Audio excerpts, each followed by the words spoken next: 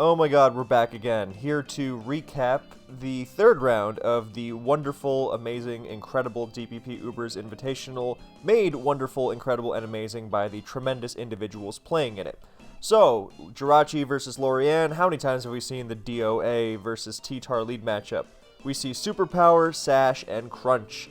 So Jirachi comes in, U-turns if T-Tar stays in and gets KO'd, and if Lorianne preserves the T-Tar, then Jirachi gets switch advantage. So, Latios comes in, Lorianne's own Jirachi comes in, and Jirachi's Jirachi is the response to the opposing Jirachi. So, there's a T-Wave, not a Body Slam. That's somewhat of a throwback. And Jirachi is used for rocks. That's cool. We don't see a lot of rocks Jirachi in this tier yet, which is crazy considering how many opportunities it gets. So, might be a missed. We might have been missing some great potential on Rachi so far, so that's really cool to see Jirachi bringing rocks here. It's going to switch into a dragon move and get the rocks up easily, and then U-turn out. I mean, just like in OU, so cool to see it, where we haven't really seen it before. And it's also a great T-Wave absorber, as Jirachi slow turns out of the Kyogre, which also goes for a T-Wave, to bring in Latios safely. Now, if Kyogre wants to T-Wave the Latios, then it's going to have to take a hit. So Latios, Ogre does have lefties. Latios pops Thunder. There's the T-Wave, but Kyogre gets slammed. And now it rests, figuring, okay, maybe I can, if I get a full para, then I can get some use out of this Kyogre, because if I don't get it off, I'm not getting use out of it anyway. So good move. Good attempt. And now Rachi comes back in. There's Thunder. There's Rachi's own Rachi, looking for the slow turn again. There's Wish from Lorianne. And Iron Head to bring it, make it healthy, and now another successful slow turn into SD Lucario. But now Latios comes back in on the T-Wave, expecting a double of some sort, and I think Jirachi probably should have gone back to Jirachi, like he goes to Lucario after. So if Jirachi's going to stay in on this Lucario, then it's going to give it a free SD, and I mean, T-Waving the Luke is nice, but it's not exactly ideal, so he is going to get the KO on the sacrifice Kyogre, but that's not bad. And Lorianne then follows up with his own Jirachi, or with their own Lucario, sorry, which resists E-Speed, takes a lot in CCs, and Jirachi goes to his Rayquaza, which out E-Speeds the Luke. So, Slugfest in a short number of turns. In comes Jirachi. Not the most ideal answer to Rayquaza, but it can take a hit in T-Wave because it showed Life Orb and not Lum.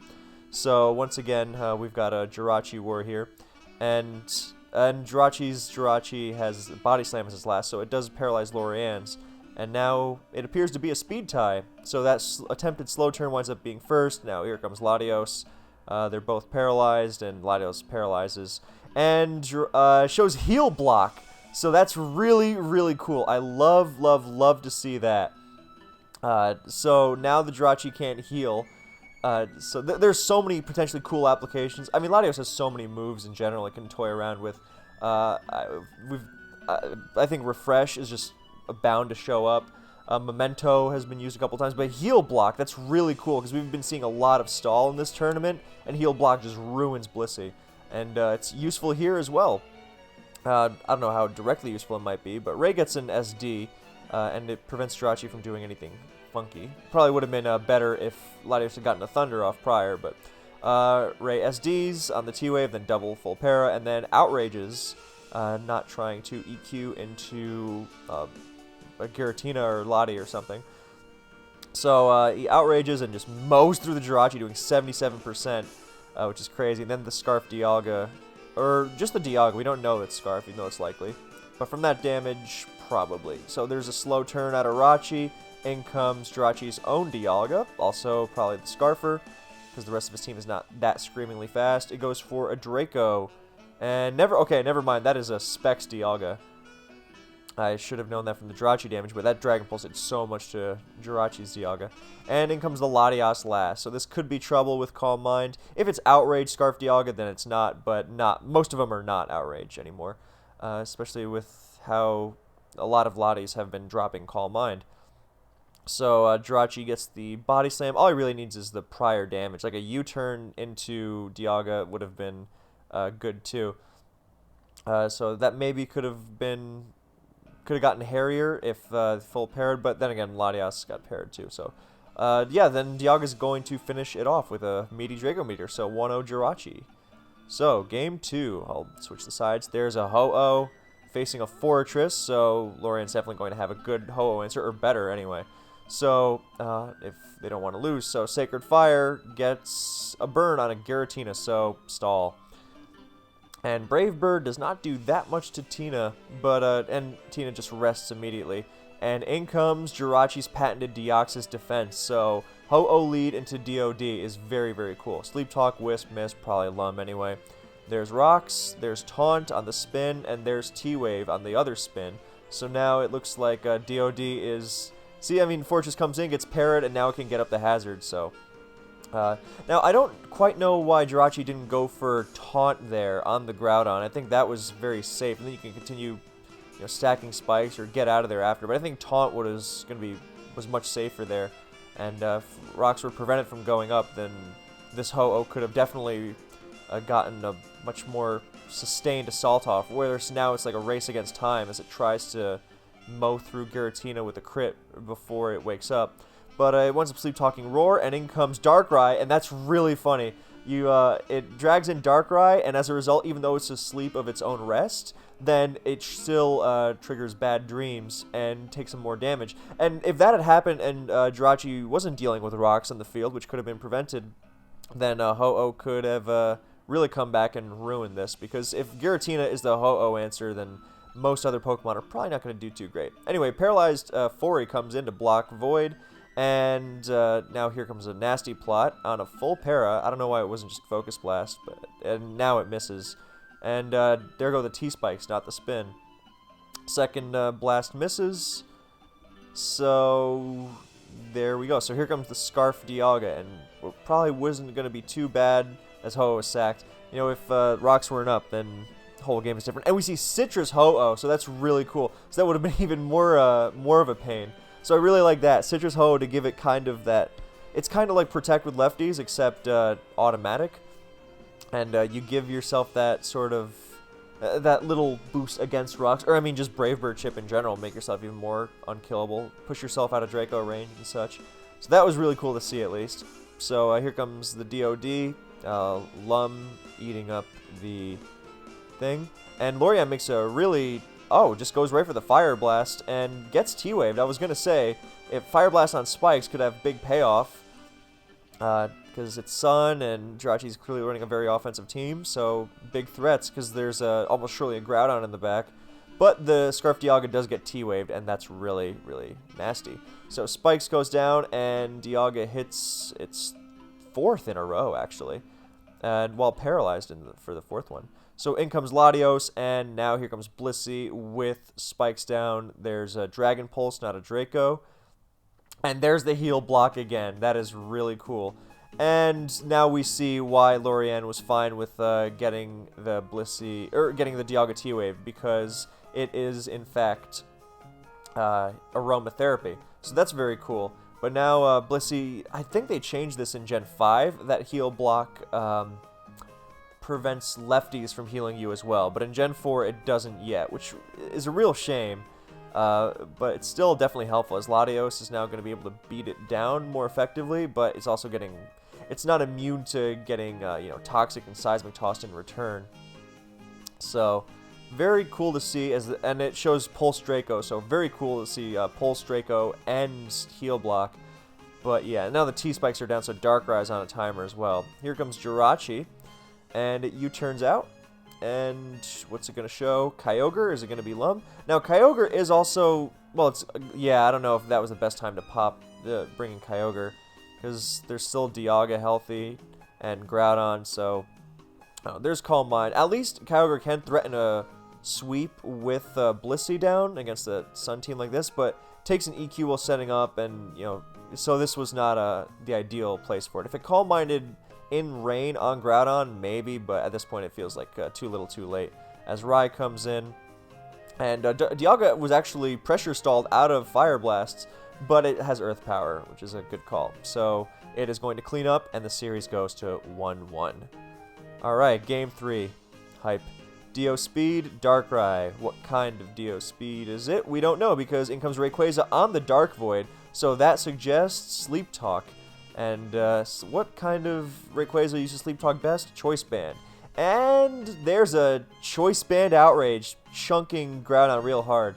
Now, thanks to Gen 4's choiced sleep mechanics, which are the same as in Gen 3, then if Rayquaza uses Sleep Talk again, it will fail. So he's just going to have to switch out. And in comes Dio Speed, and Lorianne knows that the rocks, that they can go for rocks safely, because Rayquaza can't Sleep Talk again. So there are rocks, and now Darkrai's going to show if it's Scarf, and if it is Scarf, what it's locking into, as DOS goes for a second layer of Spike, so great synergy between these two, as it locks into Pulse, and then Jirachi gets some chip on the Darkrai with E-Speed. Probably could, I think maybe DOS could have been preserved as a sack. I don't know how important that chip's going to be, but it's also not bad either. Especially if maybe it's not about chipping the Darkrai directly as much as limiting its switch-ins more for hazards later on, rather than giving it 4 more afterwards. So, here comes Rai, and it gets a sub on the slower sack, and that's never a good sign.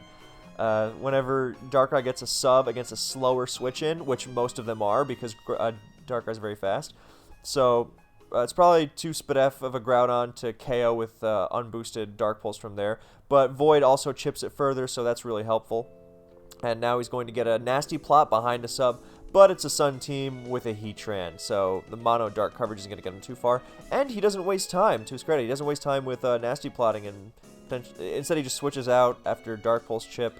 And Heatran's going to show Roar, not Lava Plume. And roars out Kyogre with Rocks Up and brings in Latios. So Latios with Rain Down can spam Thunder against Heatran. I mean, it's still not an ideal scenario. And I wonder if Latios is going to start running Surf, because it hits Jirachi harder in Rain as well. It's hard to fit, but, I mean, it's not hard to fit, but Latios has a lot of moves it wants to run. But yeah, that's also really big that Groudon has 1 more switch with hazards. So that's big for the Rain advantage. So there's Toxic, and Jirachi switches to Kyogre on the Protect. Nice move. And there's a second Protect, and Jirachi Calm Minds. Lorianne expected Choice, and instead, I guess he expected with with CB Ray and non-Scarf Rai, and then it would have a very strong chance of being Scarf Ogre, but this looks like Jirachi's trademark Calm Mind Lum Ogre. And he's going to Thunder, I assume, so he doesn't have to risk Hydro. And Darkrai is the sacrifice of choice. So in comes Dialga, and it's going to Thunder and do a lot of damage, so that looks like Specs.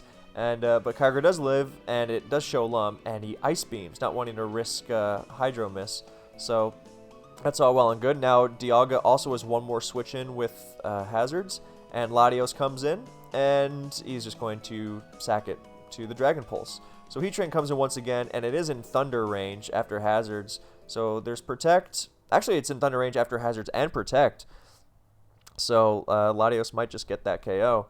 And unless double Protect, but no. And she chooses not to switch out, mess around. Heatran could potentially be annoying with the Choice Ray and the mono Darkrai, so he just had to pound it as much as he could. Especially, double Protect, not exactly reliable, and if Heatran switches out, hazards. So in comes Mewtwo now that Latios has been chipped into range, and there's Jirachi coming in against the Mewtwo, even if it's like a Taunt Wisp set or something that it can trick. So there's Iron Head, and Mewtwo's not going to be KOing Jirachi in Rain, and depends on the last, but the last is Latias. So this series is going to go to Jirachi, who had a great matchup once Heatran went down, actually. Heatran and Dialga, the Steel Resist, with Groudon being chipped early, and Mewtwo and Latias are going to get taken out. So that's the series, great teams on both sides. I really, really enjoyed seeing them. And yeah, I really like this setup from Lorianne, and Jirachi's got some great stuff as well. Alright, moving on. Next up, we've got Tomahawk against Steel Sketti or Jackie with another characteristic alternative username. So, there's Tina O, there's a Kyogre lead. Ogre is definitely favored here. In comes Palkia, and Ogre goes for a T-Wave, very safe. And here comes Dialga, and into Palkia. If Palkia's paralyzed, that's pretty safe. And Jackie looks to return the para with Thunder, does not get it. So in comes Bronzong, which is fairly safe against Dialga in Rain, but it also doesn't love taking Thunders, and it can't really hurt Dialga back too bad. But Tomahawk takes the opportunity to switch back to Kyogre. Now, it's unlikely that this thing's going to have Water Spout alongside T-Wave. It's usually one or the other. But you still don't want Bronzong taking that hit. Even though the prospect of booming on Kyogre seems appealing, Bronzong's probably going to be the only thing holding what looks like a very offensive team together against faster dragon moves, so not quite yet. So in comes Palk. Eats a Thunder. Nice prediction from Tomahawk there.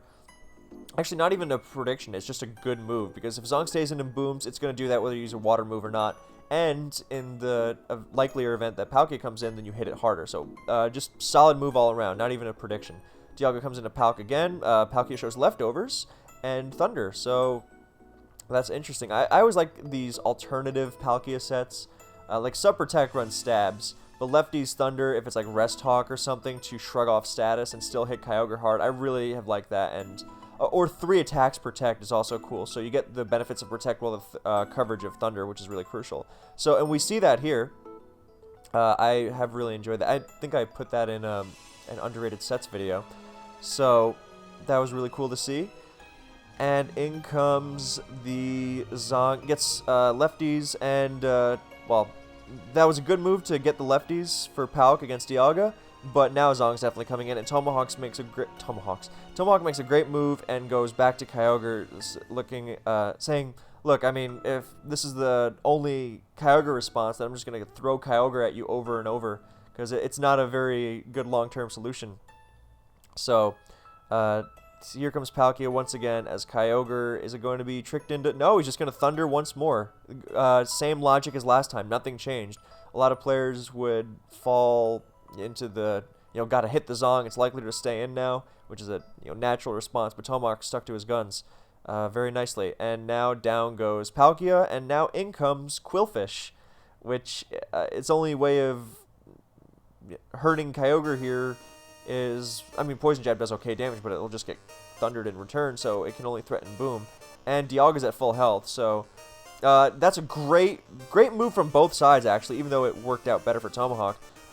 Steel was thinking, alright, no way this Kyogre just lets itself get boomed on, especially when Dialga is at full health, and I'm behind and need to make a comeback, so I'm going to lay down a hazard. Spikes on mid-game Quillfish is something that has not been explored too much yet, by the way, and I'm really glad to see it. So that's also really significant, beyond just the context of this specific turn in this specific game. Just spikes, mid-game spikes Quillfish in general. That opens up so many possibilities. Love it.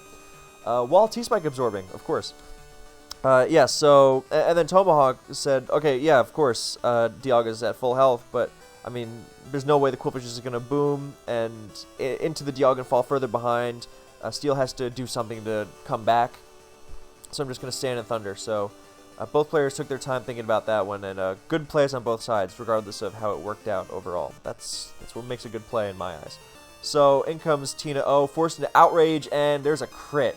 So that would have been really nasty if it got T-Waved and then Ice Beams, or just T-Waved and then switched out. Probably just T-Waved and Ice Beam because Kyogre was at such low health.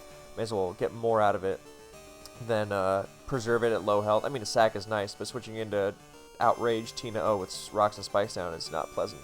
So that was a very lucky crit. But now Lugia is in, and it's just going to chunk Tina O for very little with Ice Beam, but it's also... that Outrage is... that's definitely a max attack Tina O, which makes sense. If that's your go-to move there, it's going to be invested. So, Confuse and Roost not trying to go for the Shadow Sneak KO, instead taking the free Bronzong switch as Lugia subs on...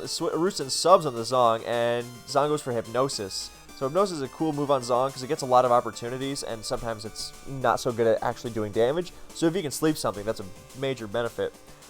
So Lugia now with sub is gonna be, yeah, that's a terrifying set. The Whirlwind variant. You just phase everything around, and it's defensive Pokemon like a Bronzong or Jirachi that's on a lot of teams. That wall Lugia can't even threaten it with status now. and it just hides behind subs and pressure stalls and stays healthy and phases you around. Obviously, it's better if you have spikes, which I assume Tomahawk might have somewhere, because to use this set on a team without spikes doesn't seem like the most intuitive idea.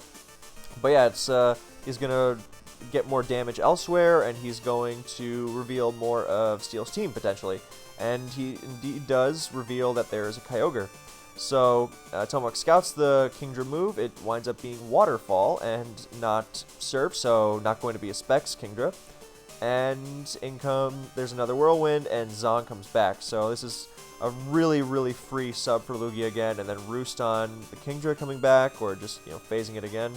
There's the sub, and, do you Whirlwind again? Do you... Yeah, Roost. I mean... Even if this Kingdra does have the strongest move it can hit Lugia with, which is Hydro Pump, then it's still not going to be doing that much. Or it's still not going to be threatening a KO or anything. But Tomahawk switches to Dialga just to play it safe, and we see something really cool, which is Yawn. And I'm just noting now that this is Steel's second Swift Swimmer, which is also very cool to see. Whenever any two of the Swift Swimmers pair up, whether it's Quillfish, Kingdra, or Kabutops, because Ludicolo sticks with Rain Dish. Omastar too, that's a big one. Or hopefully soon to be a big one. Anyway, Yawn, very cool. So he's got a lot of, she's got a lot of sleep moves, or potential sleep moves on this team, because Yawn just caused a lot of hazard damage as the opponent switches around. Obviously you can't use it with Hypnosis, but then again, Kingdra has some flexibility in its moveset because it only needs Water and Dragon Stab, and the rest of its move pool is open to exploration. So Dialga comes in, and yes, it can check the Kingdra pretty nicely, but it's also going to get slept if it stays in here. So, yeah, Zon could switch in, but Steel decides to Draco, thinking the Dialga might want to switch out, and she just wants to dish out a bunch of damage. And Dialga instead does stay in, and the Kingdra reveals Life Orb. Actually, I think... Yeah, Tomahawk was expecting Bronzong to come in if he went for Thunder. So yeah, we didn't see Life Orb when Kingdra was attacking the Substitute, because that mechanic changed in Gen 5, that you take Life Orb damage even if you hit a sub. I was not too pleased about it personally. But yeah, so Draco goes off, and so a lot happens. Draco, and now Thunder, and Kingdra gets paralyzed, and Dialga falls asleep. So now Tomahawk's going to switch out to Jirachi, as opposed to just... Oh, well, I was expecting him to just sack the Dialga, but now he gets out in front. He doesn't give the Kyogre a completely free switch, as he goes to a Jirachi, which looks to be Scarf, and he gets a nice U-turn chunk on it, seeing that it is not lefties. And then there's a Giratina. Okay, so the last has to be some sort of spiker. Lugia and regular Giratina, or altered Giratina without spikes, that'd be crazy. So this also has sub, so some more sub pressure fun, as Giratina avoids a Hydro coming in, so that's helpful. But Kyogre is not choiced. It shows Ice Beam and then uses Thunder effectively on the Protect. So it is the Calm Mind variant of such a Giratina, and not a Will-O-Wisp variant. Fun fact, we're not going over the series that this was shown in, but we saw Spite on Altered Giratina this round, which I thought was really cool.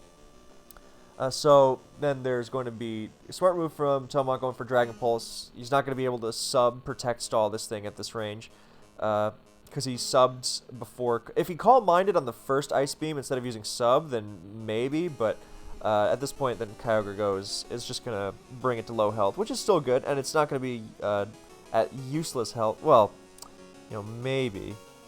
It's still, but sacrificing Kingdra is still a better move. Kyogre is still likelier to be useful there. As Tina protects there for extra lefties, as the paralyzed Kingdra comes in, and protect for more lefties, and now here comes the Pulse, so Giratina heals up quite a bit, but it's not going to be enough against Steel's Tina O. So Tina O comes in, and outrages, and... Oh, Shadow Sneaks. I was just going to say, if that's a fast altered Giratina, then it might not be enough. It's not going to be about can the Tina O KO it. It's going to be about can the Tina O outspeed it. So altered Giratina triumphs over Origin here, and that's going to be the game. So as it would just dominate Bronzong, and Kyogre was... Yeah, since Kyogre was getting outsped, then, this is clearly a pretty speedy Tina. So it's going to be 1-0 in the series. Now, here comes game 2. DOA, Hariyama. Love seeing Hariyama. Hariyama's great against the Deoxys leads and Darkrai's and Tyrannitars, and I included it in a lead metagame matchup stuff video. The DPP Uber's lead metagame. So, here comes Cresselia. Good answer, because, well, okay, good. It can take hits even from Guts Boosted Yama. It can take its powerful paybacks. But no lefties, which is it's like Lugia.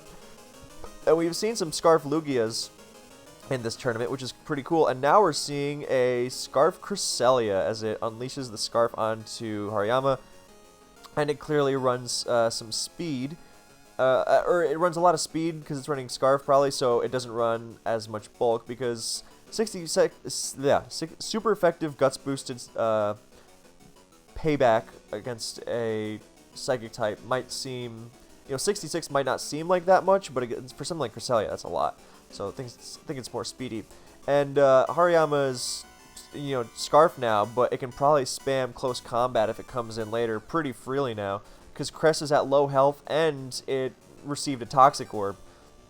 So, even if it gets a Moonlight off, then, yeah, CC is going to look pretty dangerous later. We also see the interesting juxtaposition of DOA and Cresselia, because they usually fit on polar opposite playstyles.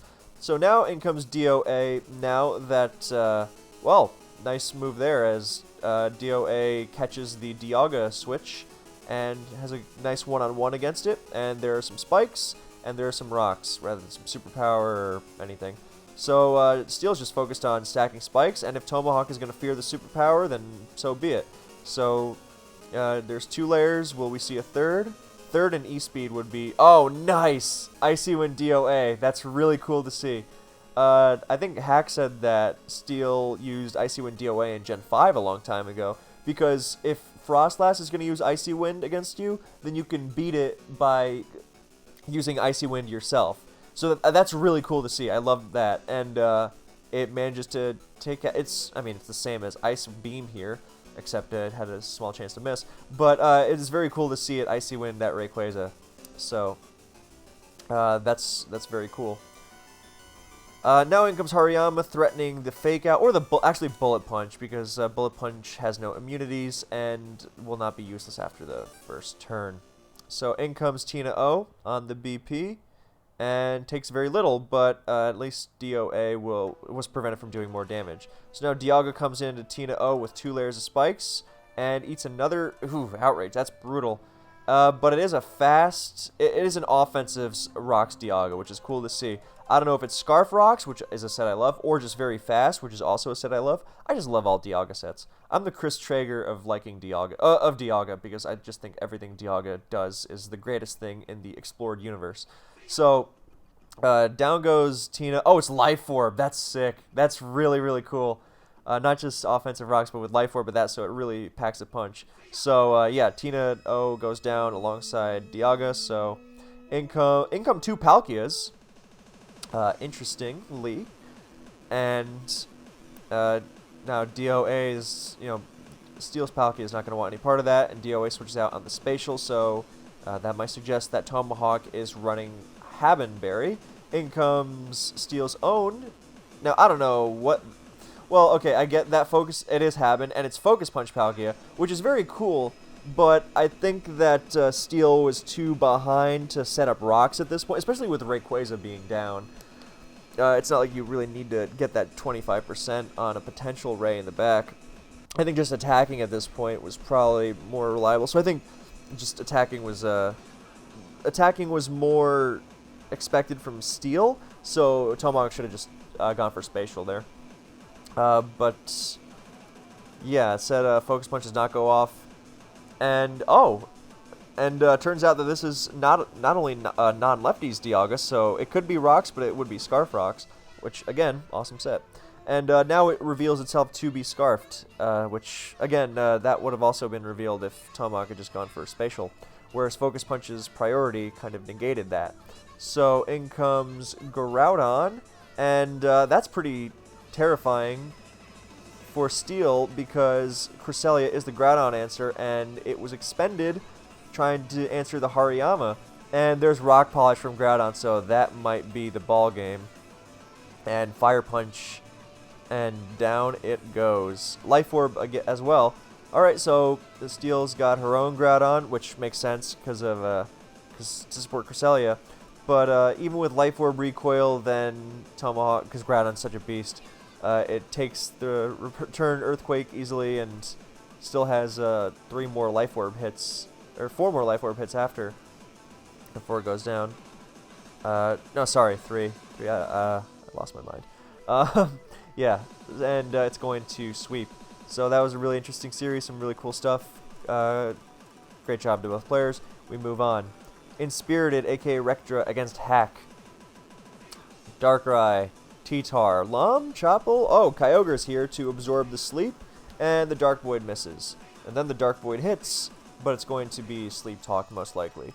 In comes Tina O, and double to T-Tar. That's a classic move. Really nice execution by Hack. The Kyogre switch-ins, the Lottie twins, generally just destroyed by T-Tar. And if this is that Choice Band payback T-Tar that we saw a lot of in round 2, then it's got a big Choice Band payback coming up, and that's going to hit really hard. Hit anything really hard. So there's a big attack-invested Earthquake, smashes that T-Tar, but it also gets up Rocks. So it's not. So Rocks were the goal as opposed to just pursuing or paybacking. So that works. Hack decides to cut his losses, not risk more damage on an incoming Pokemon for the sake of preserving T-Tar, and just lets it go. And he does have the Rocks advantage, and probably a big Dragon move. Yep, Dialga coming in now. So here comes Jirachi to absorb that Dragon move with the Rocks nicely. Dragon Pulse, not Specs damage. And lefties, there's Protect. And Dialga, is this thing, which, good move to scout, but if it was a Scarf Dialga and was just going to switch out, then that Protect would have potentially done nothing. So I think, because the Protect only really works if you now plan to do something different now that you know the Dialga's not choiced, or not Scarfed. And I don't know that somehow the answer is going to get much better than a bulky Jirachi. So I think just going for T-Wave or whatever, or U-turn, would have been better either way. See, like, the U-turn there. So I think that would have been better. But, I mean, it somehow worked because Hack decided that he wanted to preserve the Dialga after the Protect, which honestly surprised me. I guess he was maybe looking to get an EQ or an Earth Power off on U-turn, and now he was afraid that he was going to get T-Waved or something, so he tried to absorb it with Kyogre, which, is surprising, but I think that's probably at least somewhat accurate. And Inspirited just goes right for the U-turn. Tough to say whether he read that or whether he just wanted to slow turn into a threat. So in comes Deoxys Speed to get mid-game Deoxys Speed. I love it. Void Rai into mid-game DOS. Beautiful. And Kyogre is Sleep Talking and not doing much. And if it's Sleep Talk, we don't know if it's Sleep Talk Roar as part of a spiking defensive team or Sleep Talk Calm Mind. Rock spikes, now he's just trying to wake up. And 2 layers, so this is getting pretty nasty pretty quick. But if it starts Calm Minding, nope, it just surfs and doesn't get KO'd. So now he even gets some chip on the Kyogre with Superpower. So that was a very efficient DOS. That's the goal of a mid-game DOS, to do stuff like that. But even that was ambitious. So now in comes Latios, which is going to get T-Waved or Roared at most. Nice. Rest Talk T-Wave. I like that a lot. Very cool set. And now Hack is going to try that thing where he tries to sleep Kyogre on a full para, so he might get some use out of it later.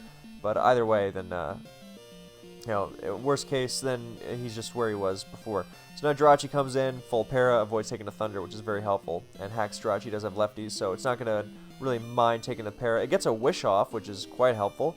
And he shows Thunder as his paralysis move over Body Slam or T-Wave. So that's also very cool to see. Some actual coverage there is nice. And you still maintain that para Taunt Mewtwo deal that Body Slam has. You don't para... And you can para Giratina Origin, which is also very important now that I think about it. You can't para Groudon anymore, but, you can U-turn on that if you like. So in comes Tina O against Hack's Jirachi while I was talking.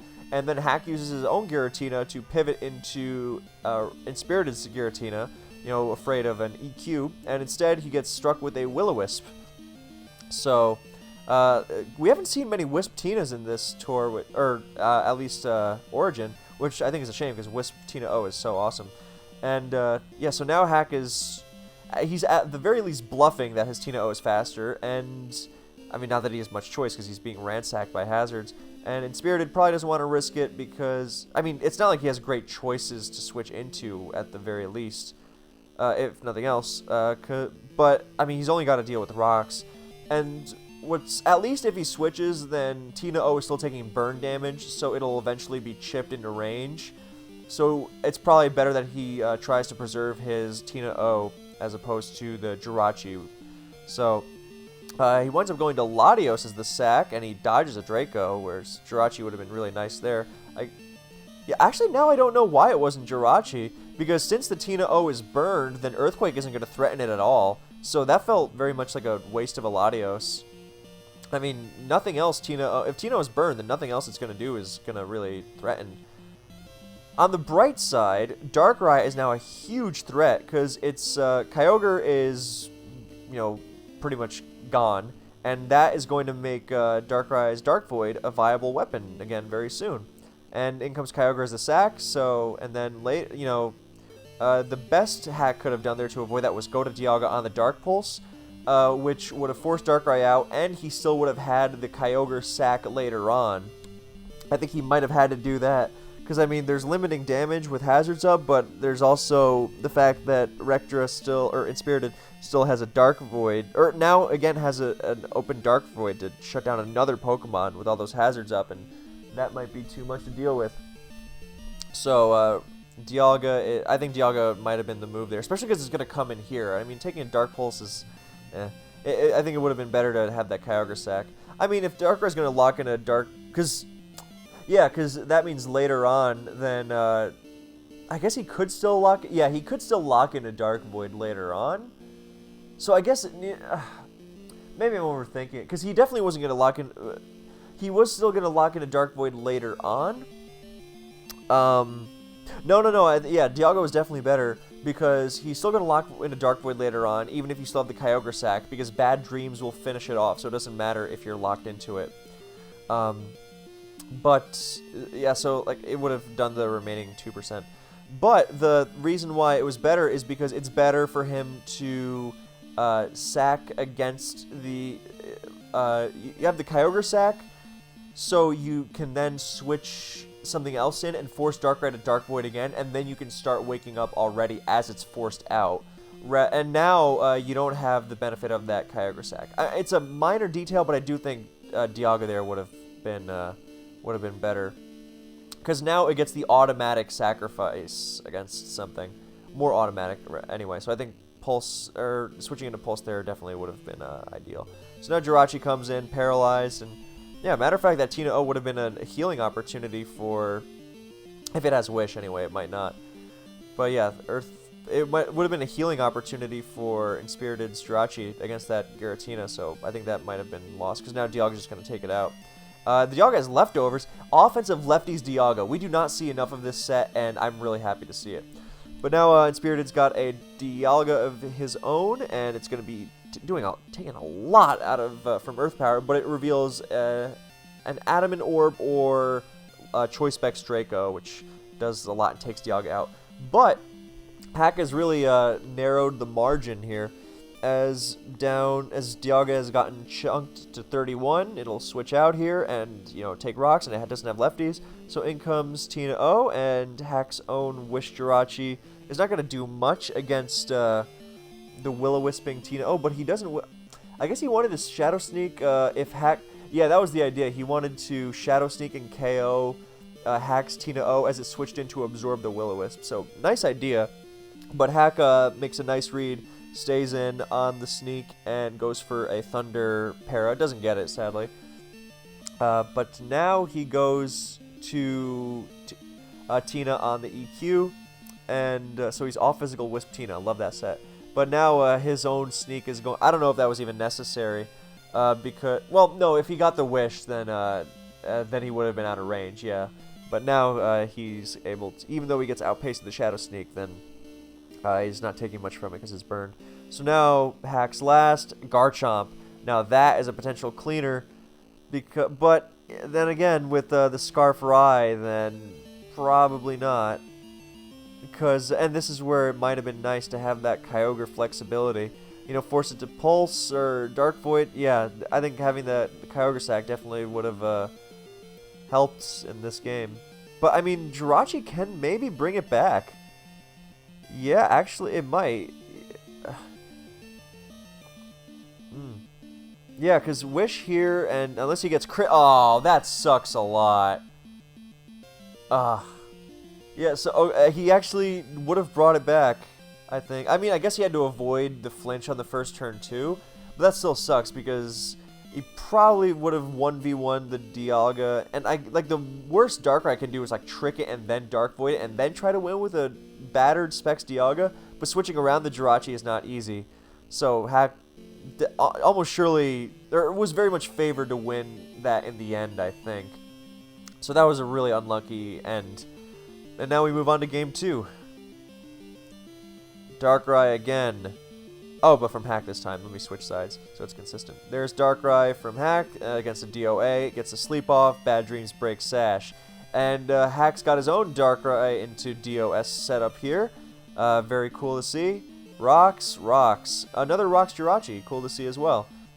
Spikes on the Tina O. No U-turn, which I think would have been revealed. And now Sneak gives a second layer.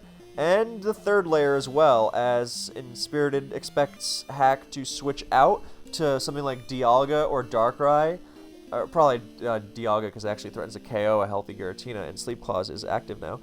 So I think he expected Dialga to come in on the Sneak to prevent the third layer, and Hack just decided, I'm not gonna mess around. 2 rocks and 2 layers of spikes is great, and I don't want to take damage on my Dialga or whatever my Tina O follow-up is gonna be. And I'd rather just go for the third layer, and especially because I might actually get it. And he does actually get it. So we got a little bit of a reverse here. And in comes the Dialga, so he made a smart move, preserved it. And here comes a Pulse, which does KOs Giratina. So that suggests something. Expert Bell, Adamant Orb, Specs. Because, I mean, I guess it could theoretically be 0 bulk, like minus Spadef Giratina O. But that's something you wouldn't generally bank on. If you don't know that at this point. So if you're a regular Scarf Dialga, you just Draco. So that really suggests that it's not Scarf. And in fact, it is once again left... Well, that makes it puzzling too, because that's also unboosted. I guess if it's Modest, then... Modest and like no bulk at all. Which I guess that's another reason why he wanted to preserve the Dialga. He doesn't know that Dragon Pulse is going to KO. So he doesn't want to take damage on the switch, because that might mean he won't actually win the 1v1. Whereas by coming in at full health, then he significantly increases those odds. So, but he winds up getting the KO, which surprised me for sure. Probably surprised him to some extent. I mean, it's not unreasonable that would happen, that it would be a very offensive team with a 0 bulk minus Spadef Tina O, but still not something you exactly expect either. So, Jirachi eating Flamethrower for not very much damage. That is, my goodness, that is a very tanky Jirachi. That's why we run Fire Blast. And he goes for the Rainless Thunder, gets the Para. That's a 42% chance, I believe. Yes, it is, because it's 21 to Para with Thunder, Outside Rain, and then Serene Grace doubles that. So, yeah, now he's going for some Iron Flinching, not to flinch out Dialga, because pressure is going to get to him before, realistically, unless he starts training some crits. But it's more about getting the health back himself. And he's getting some Para-Flinch going. Actually, this doesn't look like the most unrealistic thing. But he's going to be left with no Iron Heads after. So he's gotten himself out of Flamethrower range. And this is that's a pretty telltale sign. If his answer to Dialga, his follow-up is going to be to go... That's actually a really bad sign. If his answer is to try and paralyze it with Thunder Outside Rain and then Para-Flinch it from full... Yeah, that's a sign that the rest of this team cannot deal with Dialga. So I'm expecting like a Kyogre. Oh, it's 3. Oh, that's so cool. Offensive Protect Dialga. I love it. That gives so much utility to offensive teams like these, and it doesn't even ease up on the offensive Assault either. Oh, it's a thing of beauty. So there's Wish and Dragon Pulse. Yeah, I was thinking, because... another offensive Pokemon that wouldn't want to deal with the full health Dialga that's likely on these kind of teams is Latios. So if he's thinking, okay, I've Iron Head flinched him into Draco Meteor range so I can pivot into Latios on the Flamethrower and then Draco him and finish him off, And it's really, really nice that Hack, because in this scenario you're thinking, okay, he's just going to flinch me, he's just going to, stay in and do this all day. And it would be very easy to tunnel vision to just spam Flamethrower, and Hack did not fall prey to that. He kept his head on straight, and he considered the possibility that a Latios might switch in there, and he tried to Dragon Pulse it on the switch. So that was really, really smart. Major, major props for that play, even though it didn't work out, because the wish was very unlikely there. In fact, I'm kind of surprised that it worked, that it was even used, because it winds up doing nothing as the next, I guess, because you have to hope for a Paraflinch at that point. It's just, I mean, he only has 3 Iron Heads, so I guess. But yeah, and then it doesn't go through and Dialga gets the KO. And there is a Latios there, so great, great foresight and heads-up play from Hack. So in it comes, and I mean, he's got a Jirachi in response, but it was still a nice move in general. And there's a crit doing a lot of damage. And it is a lefty's Jirachi, but almost surely just going to U-turn here, very free, and with all the hazards, that's going to be pretty nasty. He does U-turn, works beautifully with the hazards, and brings in his own Latios. And Inspirited's Dialga is also lefties, and it's very bulky, so it looks like Bulk Up maybe. Yup, Bulk Up, Dragon Claw comes just short on Latios.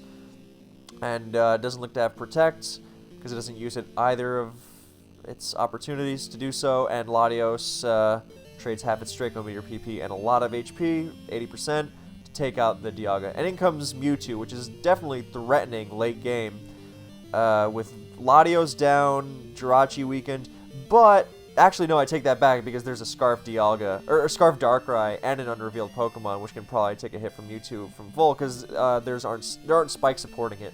I think Mewtwo really benefits from spike support almost more than any other Pokemon. I mean, so a lot of the things that take hits from it, like the Lottie Twins and Giratina, float above spikes, but it's more about sealing the deal against the Pokemon it's supposed to be KOing, like Kyogre and Groudon and Dialga. So, yeah, now we'll see if it's Life Orb lefties or something else. He sacks Latios. That's a pretty... That's an interesting move. I guess he doesn't want to give Calm Mind free setup if he doesn't have Memento or T-Wave or Roar. So that's interesting. And I guess he also thought, look, Jirachi's at such low health, it's not going to be useful against Latios anyway. I'm just going to rely on Darkrai and my other Pokemon for that. So I may as well go to Jirachi. If it's one of those Calm Mind sets that Jirachi can beat, then may as well do that rather than give him free setup. So again, another really heads-up play. Rather than just sacking the Latios, he said, look, the most threatening thing this Mewtwo can do to me is Calm Mind. Even if it just KOs my Jirachi, then that's fine, because then I just go to Darkrai after. But I have to go to Jirachi because I have to prevent it from using one of those Calm Mind Recover sets that just... and just preventing it from setting up for free. U-turn is a great move there, because if it subs on a Body Slam or Thunder or T-Wave, then that's really bad. But U-turn is good because it chunks it even if it recovers, and he's probably not going to want to recover even if he is Calm Mind Recover, simply because he doesn't want to give Jirachi more opportunities to go for Paralysis. So that was a really smart move, U-turning there, because even if he has recovery, he's not going to be using it there. And U-turn covers the really threatening possibility, which is sub. So great move, and he U-turns into Rai, and now it's just going to be Dark Pulse bringing the game home, as down goes Mewtwo even with the boost. Latios is out of range, and but he's going to just Pulse again and to get taken out by Draco, because it's going to leave him in Rock's range, and then Groudon can win the game. So nicely done. -2 Draco misses, so it cannot crit, and Hack Rock polishes just to really make sure that DOA can't wake up and do something stupid. So that was a very smart move as well, rather than just tunnel visioning. And that's going to bring us to an exciting game number 3. So, game 3, we're going to switch sides again. Hack leads Tentacruel, Dio Speed, Taunt on the T-Spikes. Now, Inspirited decides not to go to DOS to not just spam hazards on spins, and he goes right to Groudon to threaten the... That's a great move, because Groudon is going to threaten Tentacruel out. It can't even set up T-Spikes, and he can probably get up some free rocks. But Hack is using Ice Beam over Icy Wind, so he actually chunks it. And he goes right for an EQ, and he shows that Tentacruel is in fact Sash, rather than the Lum that would have to run from it. And with the sash, then he's going to stay in, and he's going to have the taunt wear off, and T-Spikes go down, and that's potentially huge. And Inspirited does not go for rocks. I think rocks was the play there, simply because even if Tentacruel does spin them after, then you get an extra turn of lefties. So that was my rationale. Anyway, Kyogre comes in here with the T-Spikes, and in comes Latios, and Hack goes for the T-Wave. T-Wave, Kyogre plus T-Spikes is a nasty combination. You know, if they have a Lottie, then, you know, ruined by T-Wave, and if they have Palkia or Quagsire, then, or Ludicolo, then that's what T-Spikes are for. It's brutal. Blissey as well.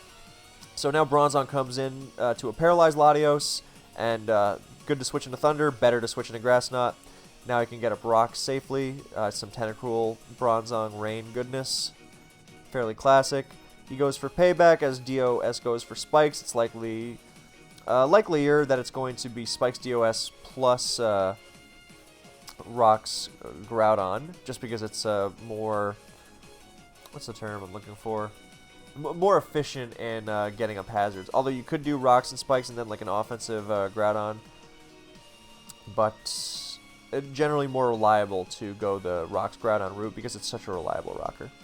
So, Spikes, 2 layers, Payback, here comes Groudon, getting up those rocks. So he's piling on the hazards, but he doesn't get up those rocks.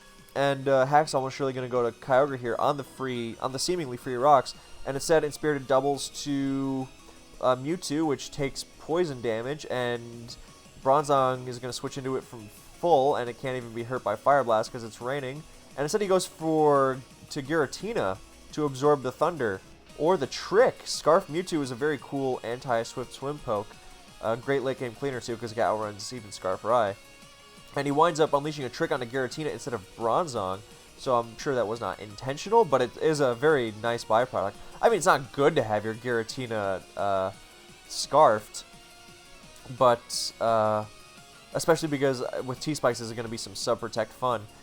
But it's also not the worst thing in the world, because Giratina actually has a good speed stat with Scarf, so you can potentially get something out of it. And with Bronzong, and then now you preserve Bronzong for the Latios assaults more efficiently, so that's really nice. Now Tina pulses into Jirachi, which U-turns, not rocking, and the T-Spikes are really taking their toll on Groudon and Mewtwo. And are we going to see the rocks? I mean, Kyogre's just going to keep... No, he's going to go to Latios now. But this isn't getting him anywhere. Great move from... I don't know how necessary that move was from Hack. Actually, I don't even think he was predicting the Latios switch. I think he was just trying to chunk Groudon to win the Weather War. Yeah, okay, I think that was more a byproduct of wanting to chunk Groudon rather than expecting the Latios switch. Because if you just keep going to Kyogre on the Groudon... Either, because it's eventually going to get rocks, and then you get a free hit with Kyogre against a paralyzed Latios. And if it doesn't, then it's never getting up rocks, which is also nice. And I guess that maybe he also wanted to avoid Groudon potentially EQing the Kyogre switch with Spikes down. But I don't know. So that was a nice move from Hack just to cover his bases. Because Groudon's never using a fire move there, if it even has it. It's either rocks or EQ, and staying in there and getting more damage on it to help really secure the Weather War, especially if Hack's got a Swift Swimmer in the back. That's a smart move.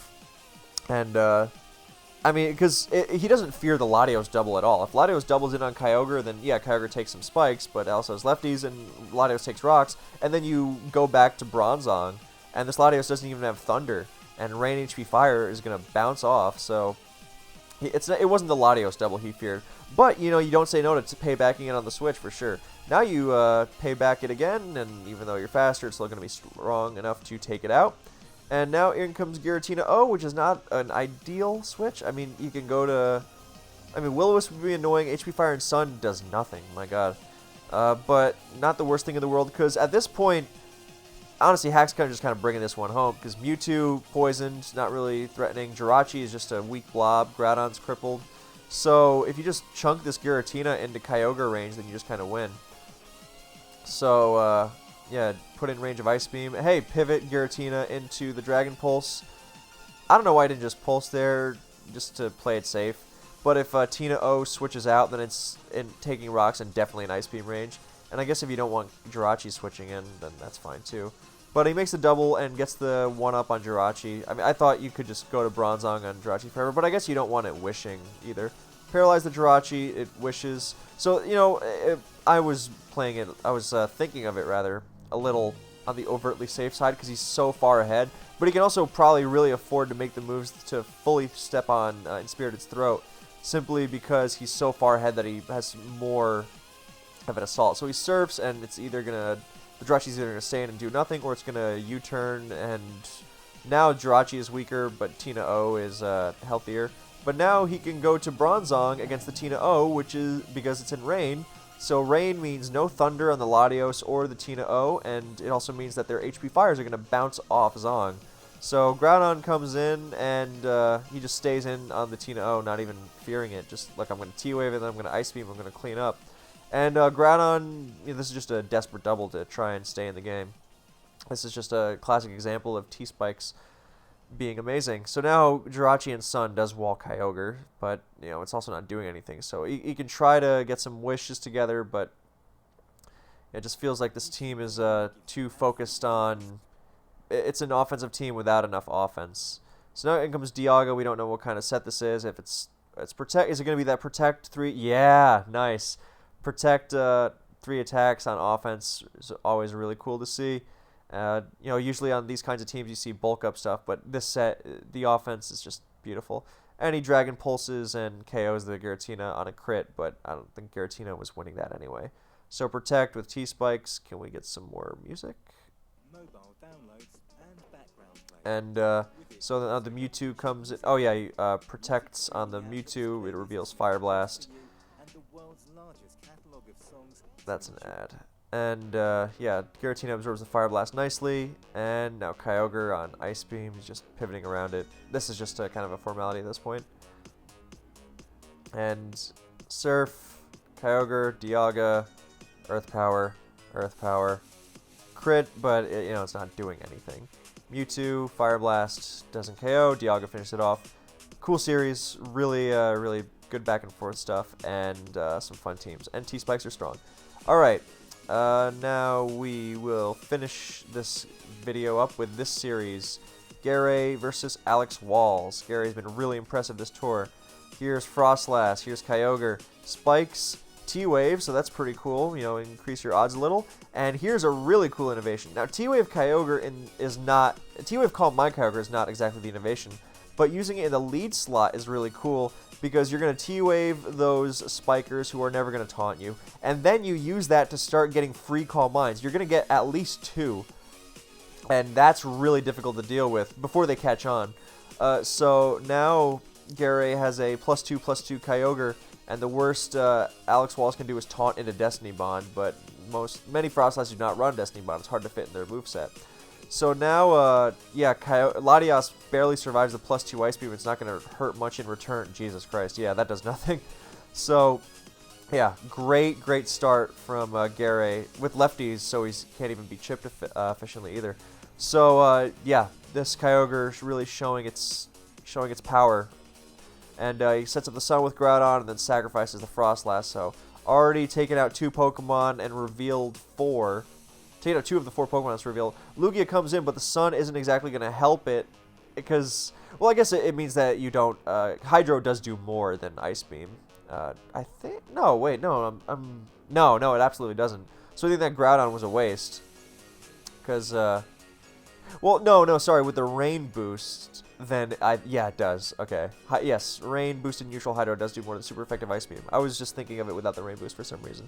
So yeah, he's forced to let Lugia take 1,000,000 damage from the +2 Ice Beam as it barely lives. At least he got 3 layers of spikes. That's helpful. But Kyogre KO'd 2 Pokemon, brought a third down to 14%, and there's a 4th revealed as Giratina comes in, poised for a Shadow Sneak KO. And Groudon is not a great Giratina switch because, in fact, it's usually the other way around. So there's Sneak into Draco.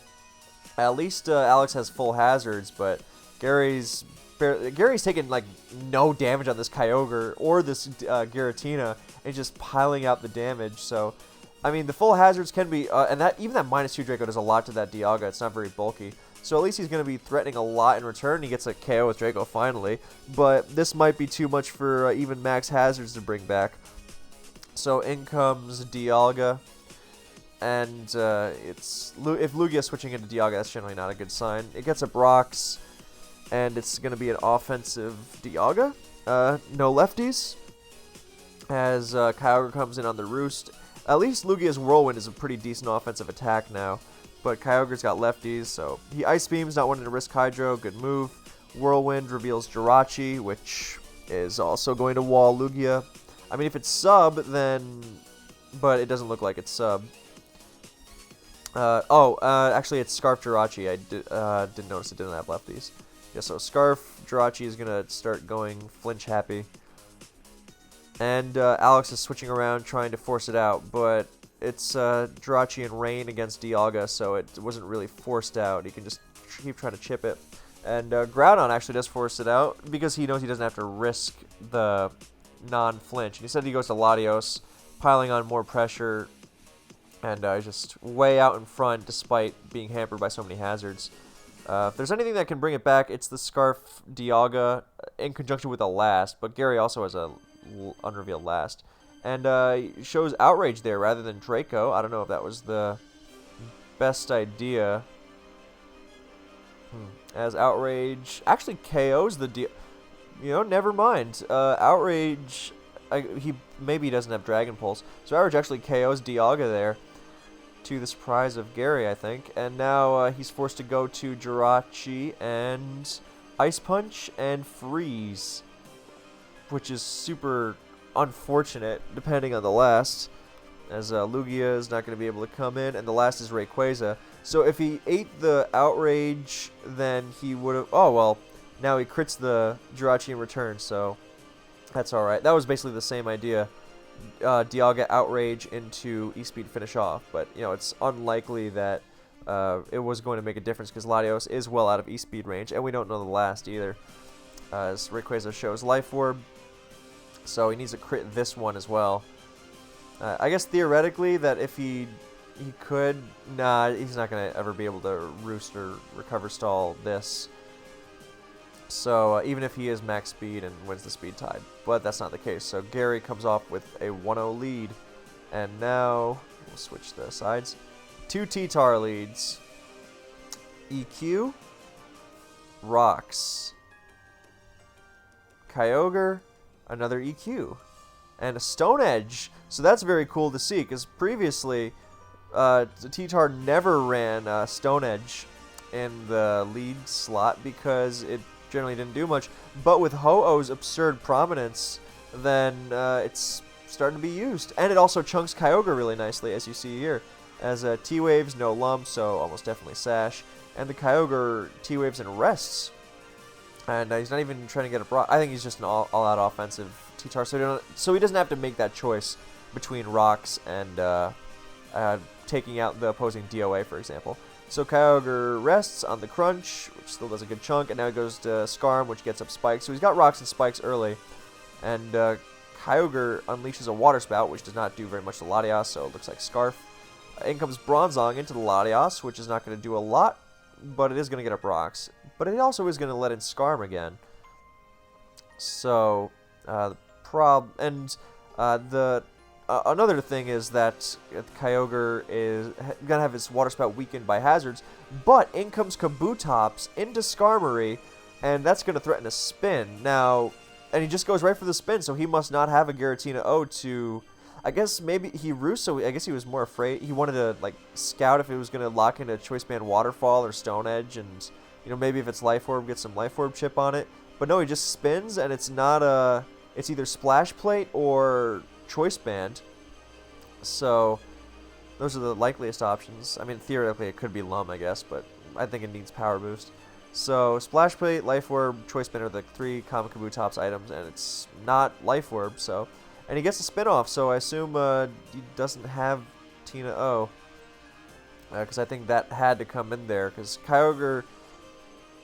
I don't know, I think Topps coming into Skarm to spam Waterfall is... I mean, in Rain, if it's Banded, that's one thing, so I get it. But now he's lost his hazards for nothing, and is falling behind further. As Kyogre comes in, same power of Water Spout as before. And it's gonna... Yeah, with that Kyogre being sleepy, then Yeah, and now he preserves the Kyogre that's asleep, and he sacrifices the Latios instead. So he lost 2 Pokemon as opposed to losing none. I guess he's afraid of... I don't know, that's... Yeah, that was just a waste. That was just, Yeah, so now Tina O comes... So we did have Tina O, which makes it rougher.